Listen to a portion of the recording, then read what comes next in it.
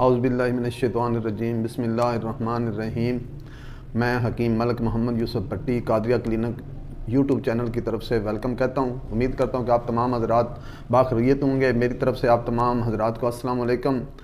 آج دوستوں میں آپ کو نزلہ اور کیرا جو گلے میں گرتا رہتا ہے، اور ایسا کیرا ہے جو اگر دانتوں پہ گر جائے تو دانت خراب ہو جاتے ہیں، گلے میں گرتا ہے تو وہ چیسٹ کی جو نالیاں ہیں وہ خراب ہو جاتی ہیں اور انسان جو ہے وہ دمے کا شکار ہو جاتا ہے۔ ایسا کیرا جو ہر وقت یہ جو نالی ہے بلغم کے ساتھ بھری رہتی ہے اور خر اور کھانسی کرتا رہتا ہے، تو یہ اس کے لیے آج میں نسخہ بتاؤں گا۔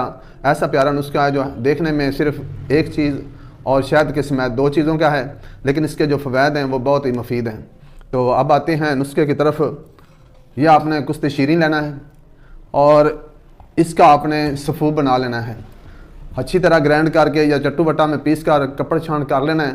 اور اس کو پھر آپ نے کیا کرنا ہے کہ آپ نے شہد لینا ہے خالص، اگر نہیں ملتا تو یہ جو مرحبا کا ہونی شہد ہے اس کو استعمال کرنا ہے۔ اس شہد میں آپ نے اس دوائی کو شامل کر کے ایک مجون سی بنا لینی ہے۔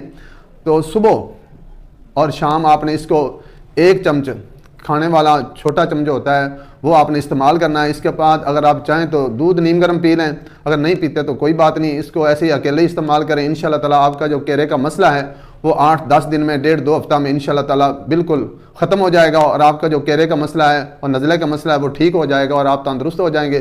تو جو دوست اب آپ پاکستان کے اندر یا پاکستان سے باہر ہیں وہ میری ویڈیو دیکھ رہے ہیں اور مجھ سے کیرے کے متعلق یہ ادویات منگوانا چاہتے ہیں یا اس کے علاوہ اور کوئی امراض ہے تو ان کی دوائی منگوانا چاہتے ہیں، تو وہ مجھ سے میرے اسکرین پہ جو نمبر آ رہا ہے یہ میرا واٹس ایپ نمبر بھی ہے، یہ میرا فون نمبر بھی، اس نمبر پہ وہ رابطہ کریں۔ اور جو پاکستان کے اندر ہیں اور مجھ سے بالمشافہ ملنا چاہتے ہیں تو وہ میرے قادریہ دواخانہ بستی عبداللہ پیپلی پار روڈ دیپال پور اکاڑا پہ تشریف لائیں۔ انشاءاللہ تعالیٰ میرے دواخانہ پہ ہر مرض کا شافی علاج کیا جاتا ہے۔